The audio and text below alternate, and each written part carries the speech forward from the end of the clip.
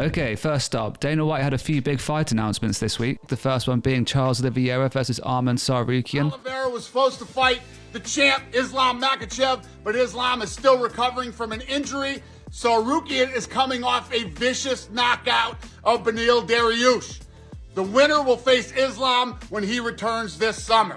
I think many fans are expecting to see a rematch between Charles Oliveira and Islam Makhachev. Obviously, that fight was supposed to take place last year. This time, though, we've got Islam Makhachev, who's sidelined with the injury. So it's not the fight that fans were necessarily expecting, but it's still an exciting fight and a really good addition to the 300 card.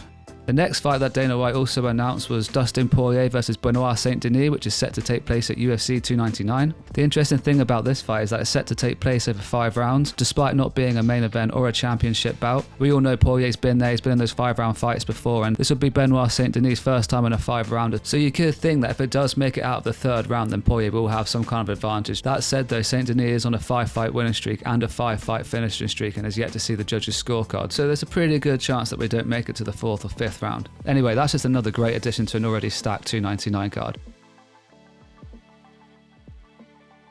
Okay, last up in fight announcements, we have the most recent addition to the UFC 300 card, this time with Weili Zhang versus Xiaonan for the women's strawweight belt. And Weili will be looking to defend her belt for the 2nd time in her current reign as strawweight champion, and Xiaonan is coming in off back-to-back victories over Jessica Andrade and Mackenzie Dern, and is sporting a record of 15 wins and 3 losses. This will be the first time that 2 Chinese-born fighters will compete against each other for a UFC title. We're still waiting on the main event for UFC 300 to be announced, but given that it's only a few months away, we should hear something pretty soon.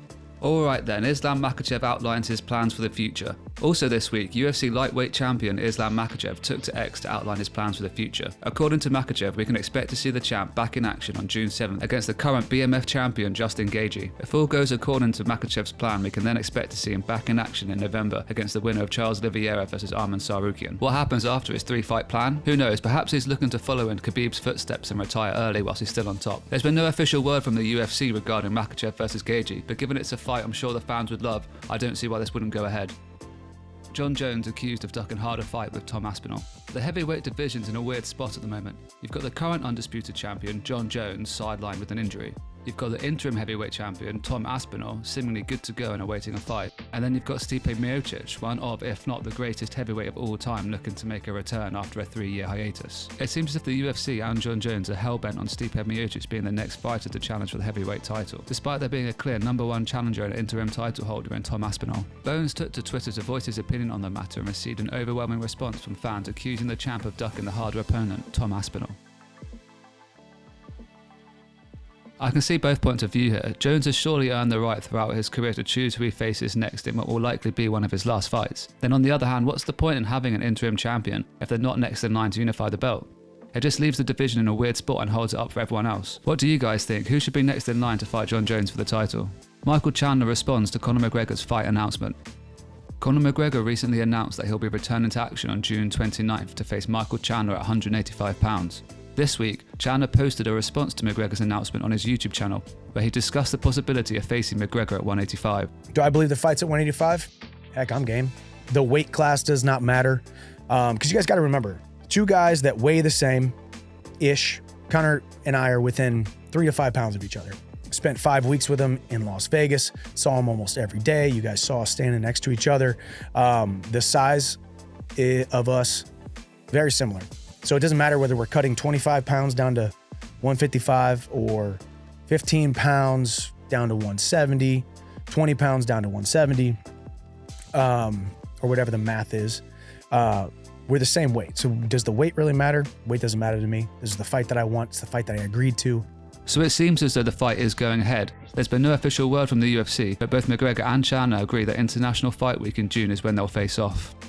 Francis Ngannou versus Anthony Joshua boxing fight announced. It appears Francis Ngannou looks to continue his bag-fumbling ways, having recently announced a boxing match with former heavyweight champion Anthony Joshua, which is set to take place on March 8th in Riyadh. Following his impressive performance against Tyson Fury, Ngannou's eyes are set on another big name in the world of boxing, in the form of Anthony Joshua. Speaking on the MMA Hour, Ngannou had this to say. 2 months from now, and I don't think if any of them think they are going to have easy money, well, too bad for them. By the way, answering that question, if AJ take the punch that Fury took, me too, I don't guarantee that is going up. I have heard that he doesn't have a chin. I'm going to find out. And he's got a point. We saw Andy Ruiz finish Joshua in the 7th round when they first fought. And just based off his performance against Tyson Fury, we know Ngannou can land those big shots against some of the best boxers in the world. Okay, next up, Jorge Masvidal versus Nate Diaz rumoured boxing match. It looks as though the two former BMF challengers are set to rematch in 2024, this time swapping the octagon for the boxing ring. While nothing official has been announced, boxing media outlet Happy Punch tweeted that the boxing match is set to go down in Las Vegas in March. On January 2nd, Masvidal tweeted, "Unretired," leading to widespread speculation as to who he could face. Names such as Mike Perry in bare knuckle boxing or Justin Gaethje for the BMF belt were among some of the more popular rumours, although it seems as though the Nate Diaz boxing rematch is the more likely option. Despite not being officially confirmed, Masvidal has emerged as the -325 favourite, with Nate Diaz as the +250 underdog. Last up, we have Israel Adesanya avoiding conviction for his drink driving charge. Adesanya was arrested last August and faced up to 3 months in prison and a fine of up to $4,500 New Zealand dollars. Appearing in court this week, Adesanya and his team argued that such a conviction would put his career in jeopardy and essentially ruin his sponsorship deals. Anyway, the judge let him off with a 6-month driving ban, a mandatory charitable donation, and enrollment in a social program. Despite being clear of his legal issues, Adesanya remains firm in his decision to take a break from fighting. People were responding to me. You think I was like, I'm not dying. I'm still here. I'm not retiring. I'm here. I'm just taking a little break because look, 4 fights in the last 14 months as a champion, active. So I'm like, nah. And also I got some things I need to fix. So I'm like, let me just take a break. And to be fair to him, he's been pretty active over the last few years, especially compared to some of the other UFC champions on the roster. When you take into account his performance against Strickland, which was easily one of the worst performances of his career, break from fighting could be what he needs to get himself back on track. Okay, that's it for this video. We'll be posting these roundups weekly, so be sure to subscribe to catch the next one.